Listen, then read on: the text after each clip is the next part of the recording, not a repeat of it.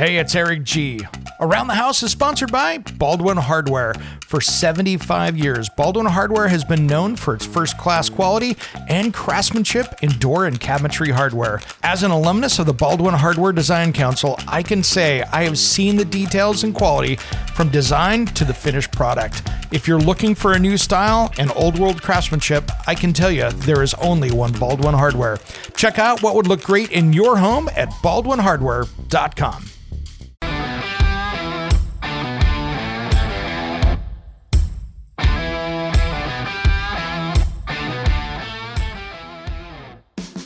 It's Around the House. But yeah, so the guy who came to my house and destroyed my property because I did not pay him within 24 hours decided not to pay his lawyer. Sweet irony. Yeah, and there's a really great clip out there from KRD. I was hoping you were going to bring this up because do you have the ability to play it? Because it's pretty hilarious. But walking out of court Thursday, unprompted, spoke to our cameras for the first time. You know there's people kidnapping babies out there and selling dope, right? Pretty great. Yeah, so... This quote is the quote of the year. Maybe. The year's not over and we still have another court date, so... When it comes to remodeling and renovating your home, there is a lot to know, but we've got you covered. This is Around the House.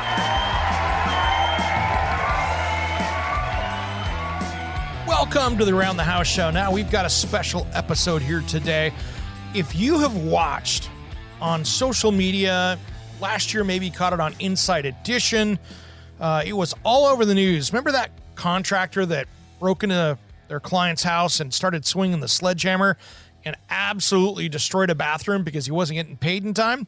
Yeah, we're going to talk about the update here. So the first two segments here in the show, we're going to talk the team that actually repaired her shower and rebuilt it. So we've got William White and Jason McDaniel that went out there to actually rebuild the shower with a whole team of people. Now, Carolyn and I had been talking to them here, so we're going to get into that. And then later on in the show, we'll be talking to Amber and find out the update for this whole story. So now we're going to start at the very beginning. And don't worry, this one won't disappoint. First off, we're going to go to the top here. We're going to go to Jason McDaniel.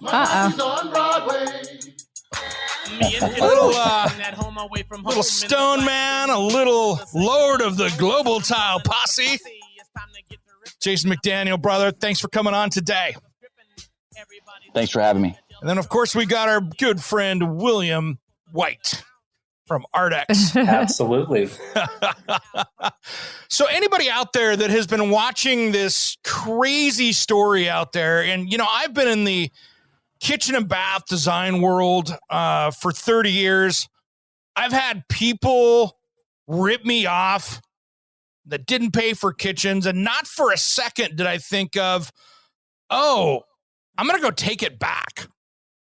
And sure enough, somebody had the crazy idea that they were a used car salesperson and they went in to go take something away when that wasn't even the issue. And Jason, I want you to tell the story here because you have been on this since day one, brother, about Amber and her story. You've turned that turd into a diamond with a lot of help.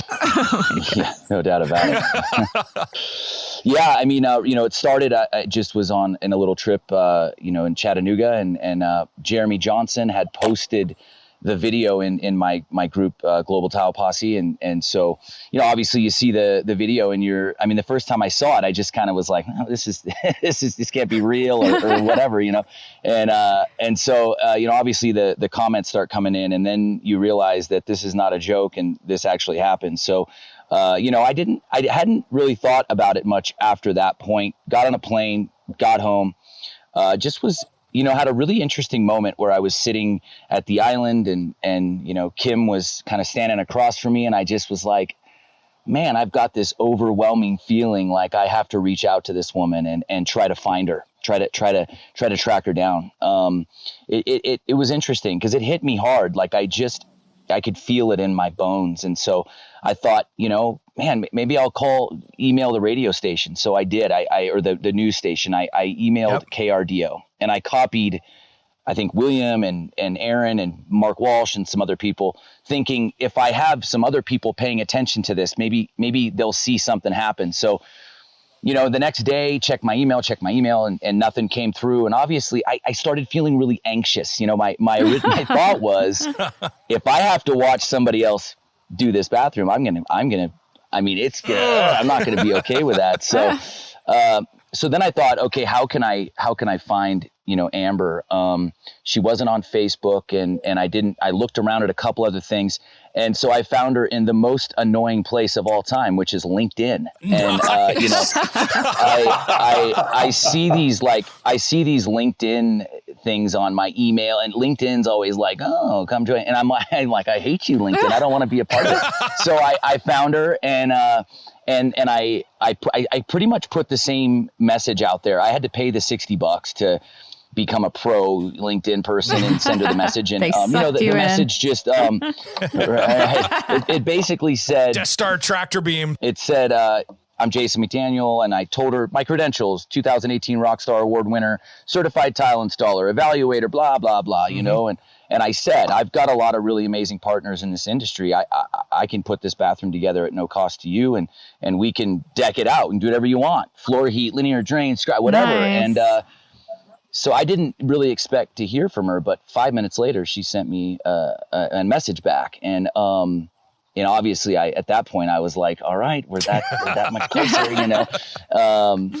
Finally getting closer. Yeah. So then, I knew, and William knows this about me, if I can get you in front of me or get you on the phone, it's done deal. And I just thought, I got to get her on the phone, and my passion will come through, and it'll work out. So I got her to call me, and it was an interesting, I had that feeling inside, like, holy crap, this is happening, and she called me and we talked, and Amber is a very, very cool person. And, she's just a normal person that had a really horrible thing happen to her, and she was getting shredded in the media, people saying you get what you pay for and all this crap. I was jumping on defending her on something because things would posted up, and I'm like, oh, this is the same Amber. Wait a minute. And because her social media thing is not the same. And so her and I ended up becoming social media friends that way. So there were two separate narratives. There was, many of the news outlets said that homeowner didn't want to pay. And then there was Amber's side, which was she had already paid, and she just wanted to see the job that was finished. And she wanted the glass to be complete. She wanted the job done, and she wanted to be able to put eyes on it. Yeah, and the story, the real story about what happened, with all of that is that they had glass in their contract or whatever you want to call it, and they said, hey, can you pay us? And she said, what about the glass? And they said, well, it's ordered. And she said, hey, send me a receipt. Let me know to show me that it's ordered. And then I'll get home. She knew the work was really bad. She felt like, oh crap, how am I going to confront them? She was having that feeling. It was just the day of that they left, that they're asking for money. I mean, they didn't even, I give my customers an opportunity to sit in the space for a minute. I mean, by the time my customer goes into the space, they're like, when can we pay you? And that's really what, his response was a nervous response. His response was holy crap, this is so awful. I know I'm not going to get paid. I got to get this money as soon as possible. So then, she basically said, I want to see a receipt. And then they backed out of the glass. They said, you know what? We just won't do the glass. We'll pull it out of the contract. And that's when Amber said, look, I got to get home and we'll evaluate and we'll talk about the payment. And that's when he said, I'm on my way to your house. I'm going to take back my work. So that's what really happened. Obviously now that I'm sitting, 15 feet away from the bathroom. So having been here and seeing the work, I can understand why she was so freaked out. But to kind of finish what happened with me being here and getting William and Ardex involved, it was, she had said, hey, I really want to use Colorado contractors for this. And I said, I think that's great. I think you should. And I basically said, use me as an outlet. If you have questions, you can call me. I can still try to get the materials provided. I've got connections, so it's all good. And she said that a couple tile contractors from Colorado were going to come over and look at the bathroom just in about 30 minutes. So I just said, good luck, and got off the phone. And then she called me back about 30 minutes later and she said, you're not going to believe this, but both of the installers knew who you were. And legend. So I was like, I said, I said, I don't want my ego to show here, but it doesn't really surprise me all that much, Don't go anywhere. We'll get back to the Sledgehammer Contractor story just as soon as Around the House returns.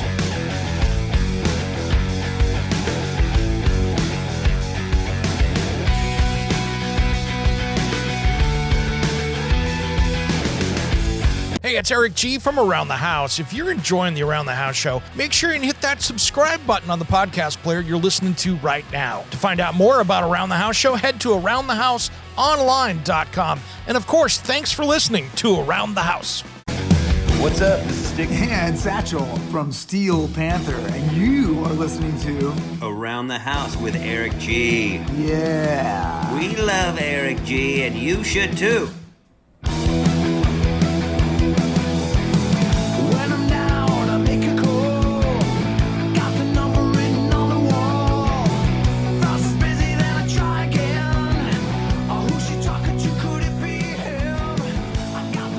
Welcome back to the Around the House show. We've been talking about the Sledgehammer Contractor in Colorado Springs, that whole story. Now let's get back to the conversation with Jason McDaniel and William White, telling the story of how this all came about, and then we'll talk with Amber Trucke with some really big information on where it is now.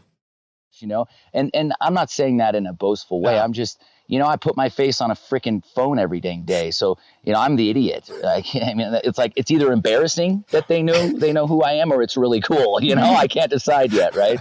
So that's how it happened. And she said, are you willing to to head this out? Are you willing to take the lead and run this thing? And so I was like, done deal. And we kind of made a pact, to be honest with you. Amber, I was freaked out. I mean, if I'm being very transparent, I was like, I don't want to lose this opportunity. I want to do this. So we made like a pact. We basically said, I said, I guarantee you perfection at no cost to you if you can guarantee me that I'm doing it. And we made a pact, and we actually she said, we're on the plane. And so every couple days she would send me a text and it would be like a plane in the air. And it was like, so for a couple weeks we talked every day. Yep. We talked every day. And then, obviously Matt Capo and Jeremy Johnson, the Colorado guys, were involved. And we started a three-way group chat.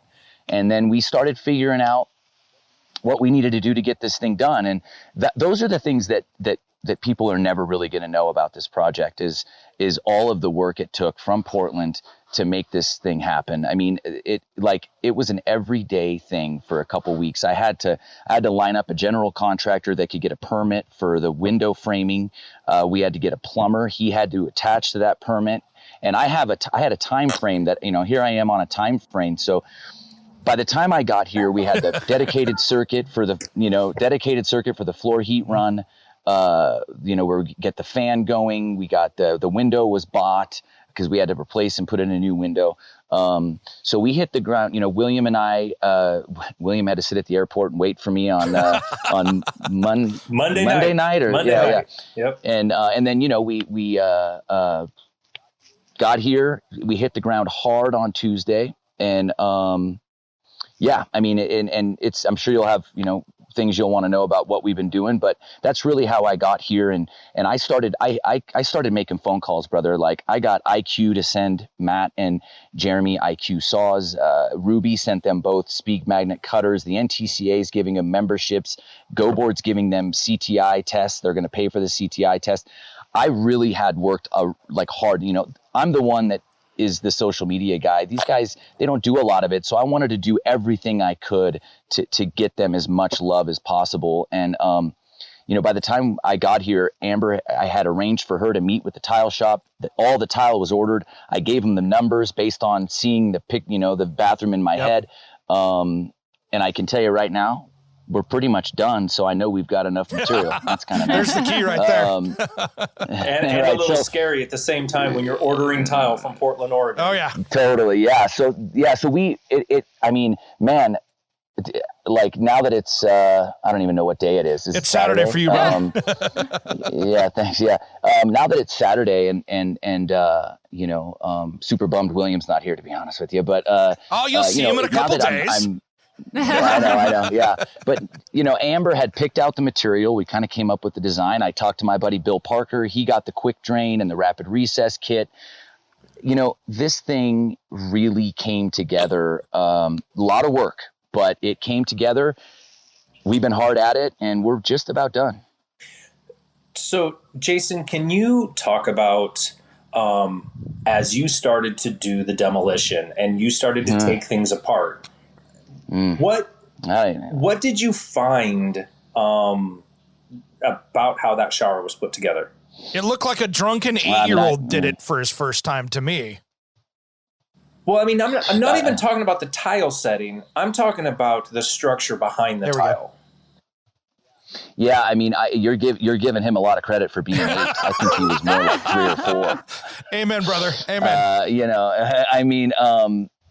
Yeah, it was awful. It was awful. And there's a part of this that we have to be aware of, is that it doesn't make me, I dislike this guy for bringing a sledgehammer into a female's home. It doesn't matter who it is, right? It's the fact that a man came into a woman's house and was violent. That's the end of the dialogue right there. We don't even need to go any further with the story. Anybody that says, like, we could just forget the fact that he took the sledgehammer to the shower, whatever. He could have taken a sledgehammer to a rocking chair. It wouldn't matter. The fact that the sledgehammer came into the house, there's no more dialogue about it. We don't even have to talk about it anymore. These people out there that are siding with him or saying anything about anything, they need to look in the mirror and ask themselves, like, what insecurities they have to make themselves say that. So, so if we forget about all that, it makes me sad. When I was taking that shower apart, I felt sad that these people, that they don't have, it makes me sad for the industry, because there's just such a huge gap in the training and the education in this industry. There is a huge problem with this industry when it comes to certain trades. Tile, I think, is at the top of those trades. We don't have, the only thing you have to do in tile is a flood test and a floor heat inspection, and we didn't even have to have a floor heat inspection here in Colorado. That is shameful to this trade. There should be an inspector that comes in here and makes sure that shower is bomber floor to ceiling. Because let me tell you, this house would have been ruined after 2 showers. House is done. It's done. The pan liner was stapled onto the footing. It was sheetrock wrapped curbs with sheetrock screws penetrating it. It was the worst thing I've ever seen. It makes me really sad that these people, that they thought, and they probably didn't think it was okay. They were just desperate to get some money, right? Got to pay rent. And we also, Amber, last night, we kind of sat here and talked about the other part of this, which is how sad it is that they were so desperate, I got to ask a question, guys. How did Amber come across this contractor, and how did she end up using him? This is a really good thing to ask. She reached out to 8 people. Okay. 8. Wow. 8. Only 3 of them got in touch with her. Yep. All 3 bids. One of them like kicked her dog, which the dog is rad. You're out in my book. Oh my God. And then all 3. See, people are saying, well, you get what you pay for, and blah blah blah blah blah. All 3 of the quotes were in a very similar line of cost. Mm-hmm. So it wasn't like she said, I'm going to pick the cheapest one. In fact, she didn't pick the cheapest one. She picked the middle one. And it even goes further. She got messaged from people that said that they had these contractors in their house. They did work. The work was bad, but they felt so bad for them that they gave them a good review. After the fact. She heard that after the fact. I saw those on her Facebook page, actually, those reviews. I read those, some of those messages. Wow. And the company was also a female-owned company. So who came to meet with her was a female. So there's a sense of safety having a female-owned business for a single female. Like, there's a sense of security in that. Yep. Now, when we come back, we'll be talking with Amber about the update, where it is through the legal system, just as soon as Around the House returns. Welcome back to Around the House with Eric G.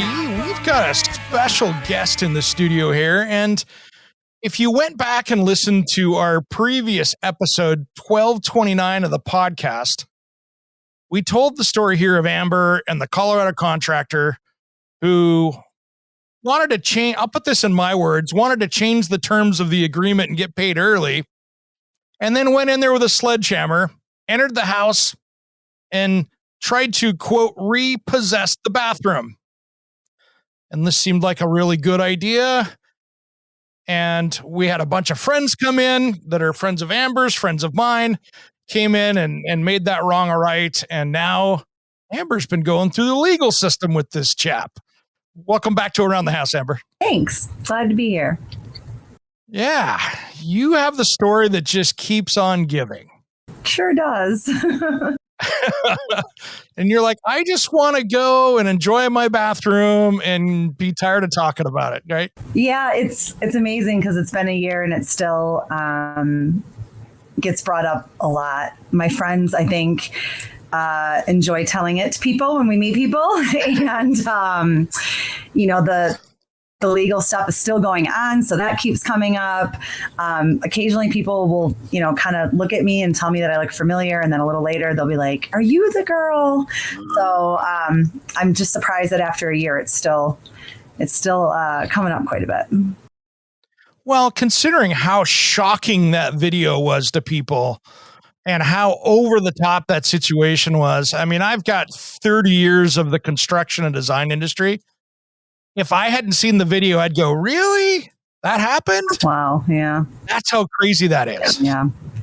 I mean, that was my first experience with hiring a contractor, so I don't have much to compare it to. I mean, I would hope that doesn't happen every time, but I don't have the same life experience to be able to even, I guess, realize how crazy it is. Maybe.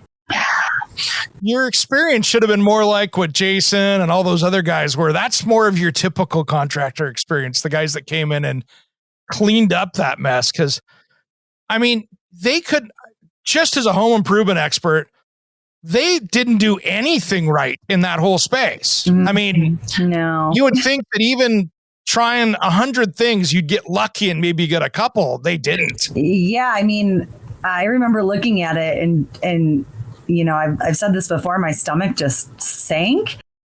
And I just remember thinking, I could have actually done better than this. And that is saying something because I am not a handy person. And I just remember thinking, like, I could have saved myself a boatload of money and actually did this myself and probably done a much better job. So that was shocking to me that it was that bad. Yeah, and I guarantee you would have. I mean, because you would have done the research, figured out how to do it, and not just do everything wrong. But so basically, my understanding is the prosecutor charged those guys with felonies, and you've been following through the legal system as the victim. Yeah, it's been kind of a mess. It's crazy to me that it's taken this long. They were charged with, they're both charged equally with felony burglary, felony criminal mischief, and something else was on there, some misdemeanor charge. They both finally agreed to take plea deals. Jordan, the plea deals basically were pleading down to just the felony criminal mischief, but like the lowest class felony you can get. So, because of course, I get it. It is crazy as this was for me and as crazy as this was for a lot of people. There's much bigger things going on in this city. They don't have time to, they don't want to take it to trial. It's a pain. So they pled down. Jordan has no criminal history whatsoever. And so for her, she will get, she's already been sentenced. She gets 2 years probation. She has to take a class called Making Better Life Decisions. That's the best gift right there. Yeah, it's pretty good. But I mean, clearly, probably hopefully going to be a helpful class for her. And then also anger management. And I think it was like 150 or 200 hours of community service. If she completes all that and keeps her nose clean for the 2 years, basically the charge just gets taken off her record. So she'll be back to having no record. I don't know what that means for like her license because the business was licensed under her. So I guess we'll just have to wait and see. I think I saw something that Colorado pulled her license, though, right? They eventually did. They didn't initially because they wanted to wait until she was convicted. They had basically told the news here that if they would have suspended it initially for them not pulling permits, because that's all they had at the time, that it would just be a suspension. And they're like, rather than do that, we'll just wait for her to be convicted and then we can pull it permanently. So they did pull it. Good. Terry's been a bit of a different story. Talk about bad life decisions. You're not the only victim now either. No. So since my incident, and this is just based off of what I've been told. So I don't have any, we don't have names and addresses, correct? Well, I actually have one name. I'm not going to say it, but I have talked to one of the other victims. Okay. Apparently, he was caught on camera. It's like I can't even say this without laughing because it's that absurd. He was caught on camera destroying somebody else's property. I see a pattern. You would think if you're awaiting court dates to be sentenced for destroying someone's property, maybe you wouldn't go destroy somebody else's property, but might want to tap the brakes, right? Yeah, just tap the brakes for a while. But he didn't. So he's got a criminal mischief misdemeanor. He's been charged with for that. And then it's my understanding that he was charged with another separate victim, another misdemeanor criminal mischief for slashing his neighbor's tires. Awesome. Classy dude. Yeah. And so not this last time, but the time before when we were in court, his lawyer had tried to withdraw from counsel. And when the judge asked why, he explained that he had not been paid. Shocking again. Another pattern. And so Terry objected and told the judge she did not want him to be able to withdraw and said it was basically his secretary's fault that he had made a payment and they lost it or something. And the lawyer basically said, I still would like to withdraw. And if we can get this payment stuff sorted out, I'd be happy to come back on the case. And so the judge granted that.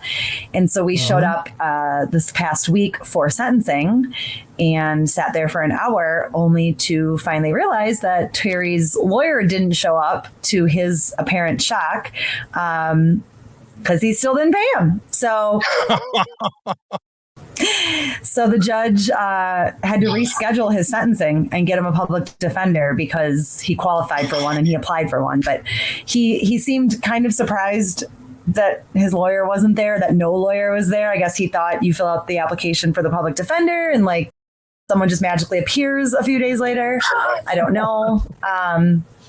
But yeah, so the guy who came to my house and destroyed my property because I did not pay him within 24 hours decided not to pay his lawyer. Sweet irony. Yeah. And there's a really great clip out there from KRD. I was hoping you were going to bring this up because this is. Do you have the ability to play it? Because it's pretty hilarious. Walking out of court Thursday unprompted, he spoke to our cameras for the first time. You know there's people kidnapping babies out there and selling dope, right? It's pretty great. Yeah. So this quote is the quote of the year. Maybe the year's not over and we still have another court date. So yeah, true. And the thing is he knew the cameras were rolling. He looked right at the camera and, that's the best he had.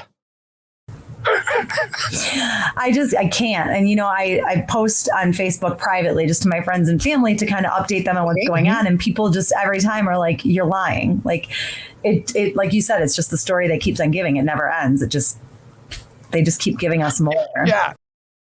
And thank you for putting on the friends and family page because we had a lot of fun with the memes after that. Did you? Oh, you all the memes of everybody after that news story of just the hold on to your babies. Yeah. Hide your babies. Hide your kids. Hide your dope. Yep. Yeah. So hopefully this will be the last of the legal stuff.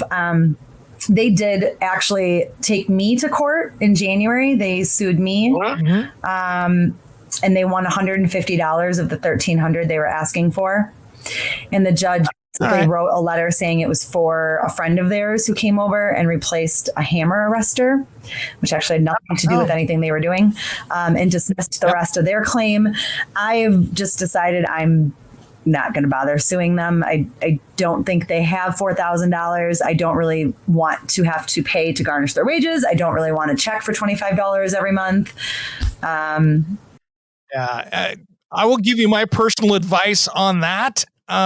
I've had people like that do me wrong and owed me a lot of money. And I looked at it and went, I don't want the stress and I can't get blood out of that turnip. No, and that's exactly it. There is no money to get from them. If I thought I was going to get it in one lump sum, I don't even know, to be honest with you. I look at the bathroom I have now. I think about how just grateful and blessed I am that so many people, it still blows my mind how many people chipped in, whether it was donating materials, donating time, whatever. It got taken care of, and now it's a better bathroom than I was ever going to get. So certainly I'm very lucky. I'm sure there's other people out there who've had contractors do them dirty and they have horrible things that they have to get fixed, and nobody's coming to their rescue. Nobody's coming to their aid. So do I really want to go back to court and sue some people who aren't going to have the money? And it's not worth it to me. So hopefully after this thing, it'll just be over. Yeah, but you know what the problem is I got a gut hunch that he's going to go out and do this again, and we'll be watching more of this.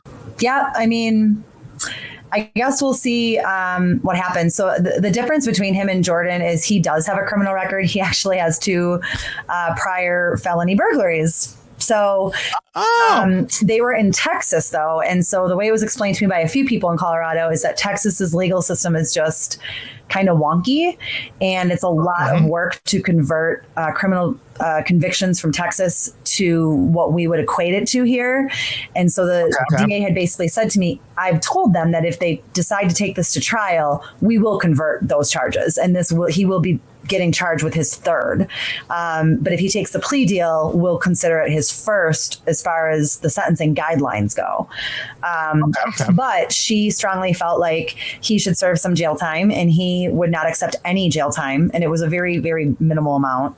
And he just flat out said, no, I'm not accepting a deal at jail time. And so she suggested, well, why don't we let the judge decide if you get jail or not? And I guess he feels like there's no way the judge will give him any jail time. So he said, sure, great. Yeah, let me roll the dice and see what the judge comes up with, which is interesting since he has 2 misdemeanor criminal charges out there. Wow. That guy can't read a room. No, not reading. Not reading the room well.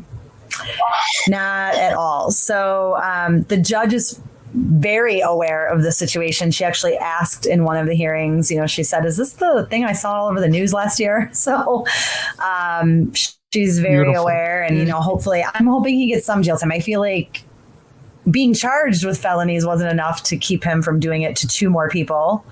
So hopefully some jail time, even if it's a few weeks.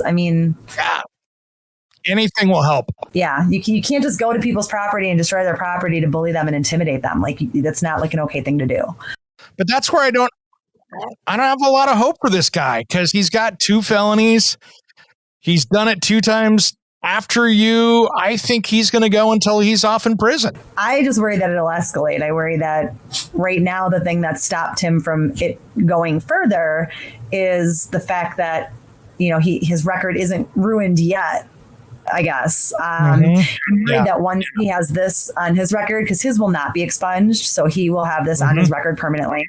I'm worried that once this is on his record and he's having a hard time finding a job and he's stressed out, and the next time he decides to rage out on somebody, maybe he, whatever it was that was holding him back from taking it further, maybe that just disappears and he says, screw it, because he obviously has some kind of an anger issue where when he's upset with you, his go-to is destroy your stuff. And I worry that I think here's my guess. My guess is he's going to do like when he left Texas. He's going to go to another state that doesn't do any research on the contractor records. They're going to pack up and move. They're going to go out to someplace that you just go in and fill out the paperwork and nobody does any background checks and you check the boxes and now you're a contractor, and he's going to do it someplace else until he gets busted again. That's my guess. I mean, or they'll just work without even a license. I mean, we all know there's people out there on Facebook that say, hey, like I need this done. And people, I can do that for this much. And then people just have them come over and do it. I certainly can see them going that route. I mean, they've already moved out of the city. I have a feeling they're probably going to move out of the state when this is over. Now, that's a couple of years from now. I don't think that they can leave while they're on probation, but, you know, they could probably get away with having people hire them to come work in their houses without any kind of checking, even while they're on probation. So it's definitely concerning. Yep. Well, you know, here's the thing. You didn't get hurt. You've got a great bathroom now, and these guys have a long, horrible road of doing bad things ahead of them unless they change their ways. So you get to move on with life soon. Absolutely. I mean, and even, you know, this entire year, that was kind of my thinking too.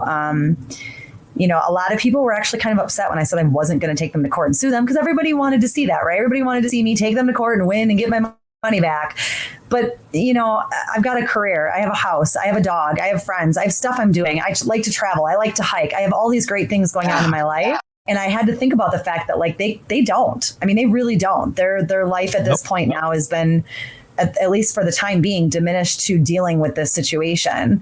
And so I don't feel like I need to exact any kind of revenge. You know what I mean? They're living pretty, I would imagine, miserable lives. I can't imagine that going through this is fun in any way. I imagine it's probably very stressful. And I don't have that stress. I get to relax and kind of just enjoy my life. So I don't really feel like I need to prove anything to anybody. I know that they did terrible work. I know that I already, you know, paid half of it. I wasn't trying to screw them out of any money. And I don't certainly think that I need to, you know, make them pay. Like they're paying. They're paying. So. No, and why give them the satisfaction of robbing you of all that time that you could be out doing all the things you love while you're sitting there in a courtroom trying to hammer out something that you're going to have a judgment and literally have no way to collect on it? Nothing, at least not probably for the next 2 years at the very least. So, just seemed really pointless. You know, and I wish more was given to Jordan. Yes. Do I wish more will be given to Terry than what he's probably going to get? Yes. But, you know, they probably wish it was less. So, you know, the state is going to compromise with them and get what they can get without having to go into a long, lengthy trial.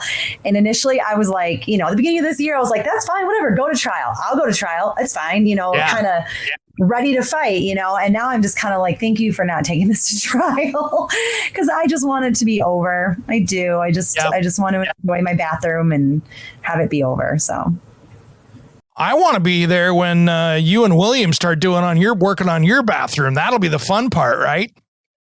William Allen White, if you are listening, where are you? When are we doing this? Yep. We've talked about it a few times. We've not made plans yet, but this is me officially calling him out. Let's get this set up and get it going, because I want to prove that I can do a better bathroom than Terry and Jordan. I want to prove that it's not, you know, I mean, not to say it's not hard. I saw what Jason and Jeremy and Matt did. It's insanely intricate and like the measurements that they were taking. I'm like, no, not for me. But I also still don't think I would have done as bad of a job as Terry and Jordan. So I've said that a lot. I feel like I need to prove it. Do it. And, you know, I've known William since I was 12. So he's going to hear this for sure. Oh, good. You heard it. You heard it, William. Yep. We're calling you out, brother. So that'll be awesome. And, here it is. That's going to be great. Gauntlet thrown. Well, Amber, thanks for taking the time today to go through this. And I know it's not fun, but I think there's you can help so many people by telling the story of your pain so people can learn that, wow, look what happened here. I better do a better job of researching who I'm bringing into my home. And so these guys don't end up in somebody else's house. Yeah, definitely. You know, it's weird because I think before this happened to me, I always thought people were just being really extra when they were like, I need references, and actually calling them. I'm like, really? Just hire somebody. But I guess I did not ever think in my wildest dreams that it could go this badly. It just didn't occur to me. I've heard of like contractor horror stories, but they usually include the contractor just not finishing and taking off with the money or something. Yeah. And I felt like this was a small local business. Enough people on Facebook had used them and recommended them that I thought, great, and now it's like, well, were those people their friends, their cousins? Yes. Yeah, right. A couple of those people reached out to me after this incident, 2 of them actually, and apologized to me and said I actually recommended them and I just wanted to say sorry. And I was like, well, why did you recommend them? And both said that when they first started working for them, they actually did a really good job. And they noticed that they seemed like they had been kind of struggling lately. And they were just trying to help them out and hoping they could get back on their feet. And I don't know what that meant, but I can guess. Yep, we can read between the lines. Yeah. Yeah. And they just wanted to apologize to me and say sorry for recommending them. And I had to bite my tongue because, I'm like, I literally hired them because he recommended them. But, that I think serves as a lesson. If I would have called those people and talked to those people on the phone, would they have said the same thing? I don't know. Now I've got their phone number. I know their name. I'm talking to them on the phone. It's a little bit harder to fudge or lie to, try to help some people out. At that point, you kind of feel like you have to be honest, So, definitely going forward, call references. I mean, and that reference you call too, since you're always calling cell phone to cell phone, right? Have them text you a couple pictures of what their project looked like. They'll love sharing it with you. Yeah. Absolutely. Jeremy Johnson, one of the guys that did the new bathroom, actually asked me if he could use me as a reference. And I said, absolutely. And I've had some people call and they did exactly that. They talked to me on the phone. They asked me questions. It felt a little interrogating. I was nervous. I'm like, I don't want to say the wrong thing. Is that foolproof? No, but goodness, it took 5 minutes to do that. And I wish I would have done that. Exactly. Before I hired them, and I didn't. So, a good piece of advice that you're giving folks to do that due diligence. No question. Well, Amber, thanks for coming on today. I really appreciate it, and we'll talk later when this goes to sentencing because I'm curious to see what happens. Yeah, I don't remember the exact date. Sometime in October, so we'll be talking in about a month, probably. All right. Thanks again. And stay tuned, guys. We'll see what happens. And I'll update you when I can. I'm Eric G., and you've been listening to Around the House.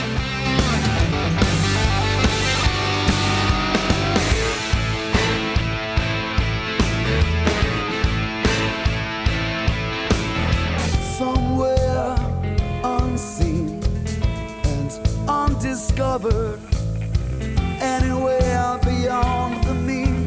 Life is a love song, let's be lovers. We're all over the radio. Take my hand, I know where to go. All over the radio with you. Hey, it's Eric G. from Around the House. Are you planning a decking or siding project this year?